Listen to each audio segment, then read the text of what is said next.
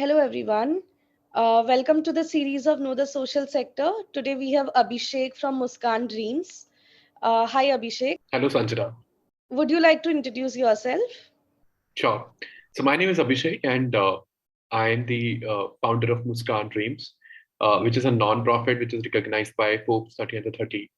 And what we are trying to solve is basically the digital divide in the government school education system.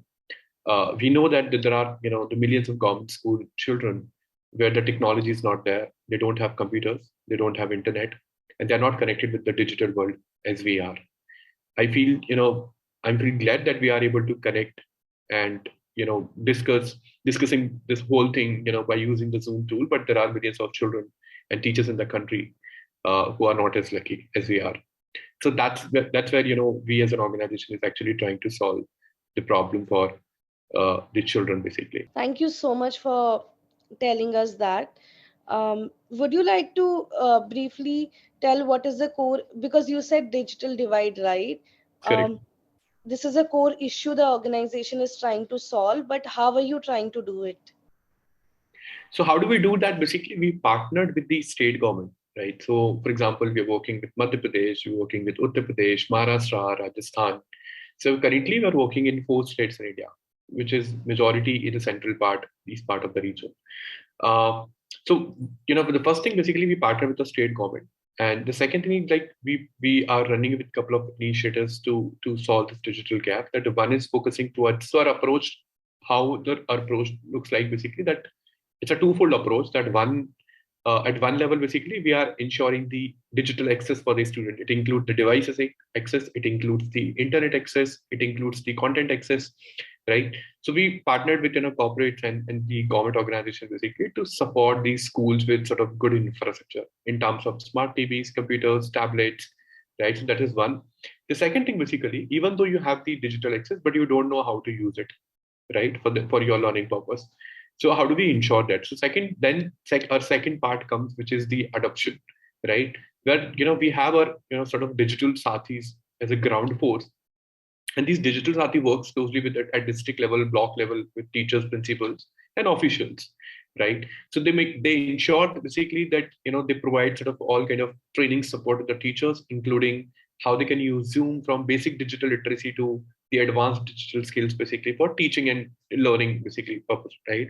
So that's how we build the capacity of the government school teachers, and by using those sort of capacity building program, that our teachers are actually capable to use technology for their better purpose, basically for teaching and learning inside the classrooms.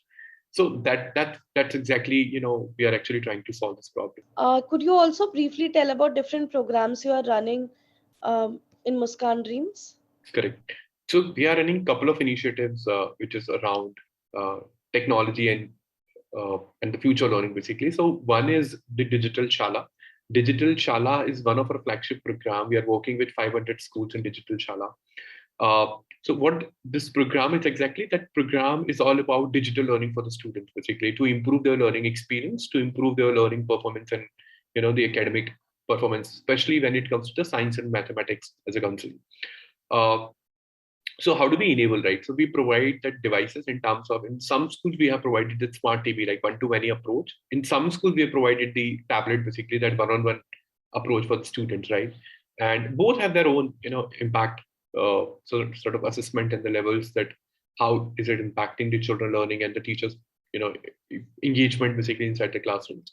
So that is one program where we provide device, we provide internet, we provide the content support to the teachers and the children, basically. And then our team works closely with the teachers for a year and 2 years, basically, as per the need, so that we'll ensure that whatever your teachers are using and whatever we are actually training them, how they can use for the teaching purpose inside the classroom by leveraging the technology in the right way. The second program which we are working on, which is the Innovators of Tomorrow. So this program works around future tech, right? It includes the basics of programming, the computer science, the coding, right? So that's the another program which we are working on. The third initiative which we are doing is basically a digital shiksha.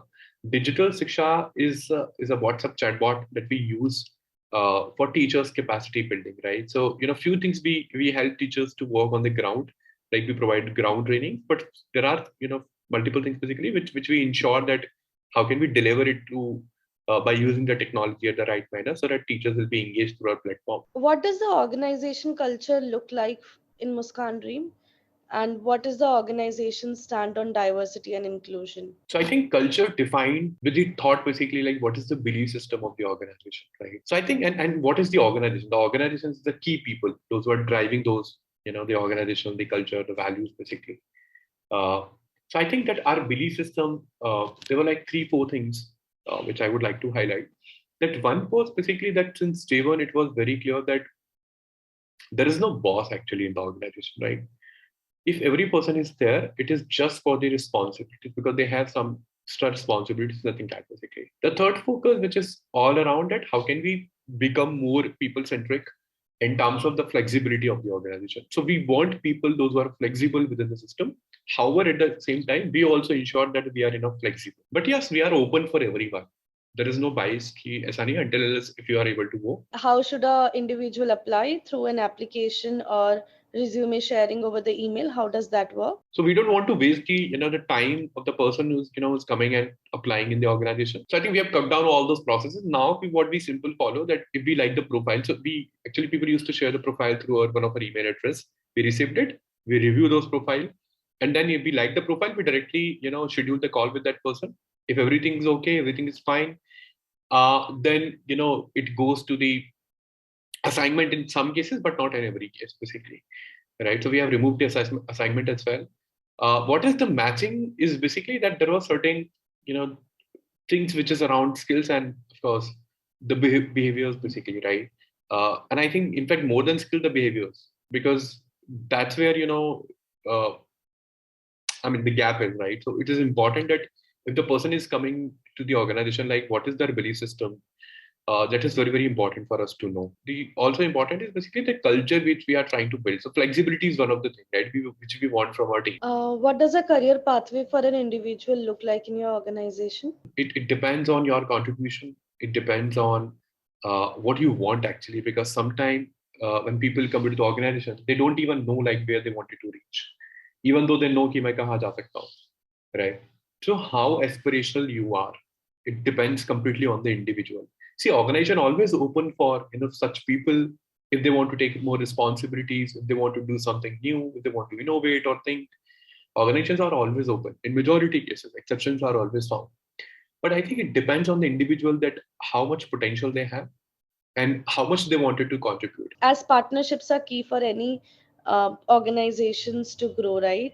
Why should a corporate organization partner with you, or governments look you as a partner? Or why should someone, an individual, join your organization? Okay. So I think the first important thing is basically the kind of mission that we are driving, right? So in India, if you look at the recent report published by the World Economic Forum, which is Education 4.0, it shows that there are 120 million children in India studying in the government school, do not have computers, do not have internet, and they don't know how to use it in a right manner for their career path or future readiness. So first of all, we need to understand the sense of urgency for the problem that we are trying to address, which is the digital gap. That one side, the India is growing, the country is growing, the world is growing, moving fast with the technology, high-paced technology. At the same time, there are millions of children who are lagging behind, right? They don't know, they don't have anything. So the first important thing for us, basically the people, if they are coming into the organization, that the passion, the problem, which we are trying to solve, the alignment with that problem, that is one. The second thing is basically that I think we are a team of passionate entrepreneurs. We are not just the individual, basically. So if you want to learn uh, what exactly the entrepreneurship look like, and if you want to work with the entrepreneur, right, the hustlers, then it's open. The corporate should respect, every person should respect the non-profit equally, the founders of the non-profit equally, the team members of the non-profit equally as they are considering the for-profit world. So I think that's the also the mission that we are also driving for a longer term. That how can we reduce this gap and bridge this gap, and of course the impact basically that we are driving. Uh, However, I think that I'd be like more focused if I'll be at this place. It will be more like that since we are into startup phase, right? Just 50 people working and 50 to 100 people we are going to become. in next few months, I think the learning will be 10x compared to the structured organization, because we are open for other threads. So, for example, it is not restricting towards one vertical. If you are contributing to one vertical, if you want to contribute to other one, we will allow you to work basically. Would you like to share the starting salary of a fresher candidate? So the open, I think it depends. So for example, that for ground people who are working on the ground floor, it is 25,000. So it's a bracket of 20 to 25, almost 1.5 lakh basically, which is the maximum salary that we are giving currently. One message that you want to share with the people or the youth listening this video? When we are in the initial days, we should not focus more on the money mindset, right? Because this will limit yourself. This will create a lot of boundaries in your mindset, and you will be restricted with the work basically. I think if you are in your early days of your career, you should you should work like a hustler basically. Put your 1,000% basically in the work. Learn everything, right? Do whatever it takes. So in initial 3 years, dedicate yourself to that one skill or one thing which you would like to become a sort of mastered, right? Do not focus on basically that what you are getting, what you are not getting, how much you are getting doesn't matter. This will increase and this will become sort of 10x if you are able to become a master of that particular thing.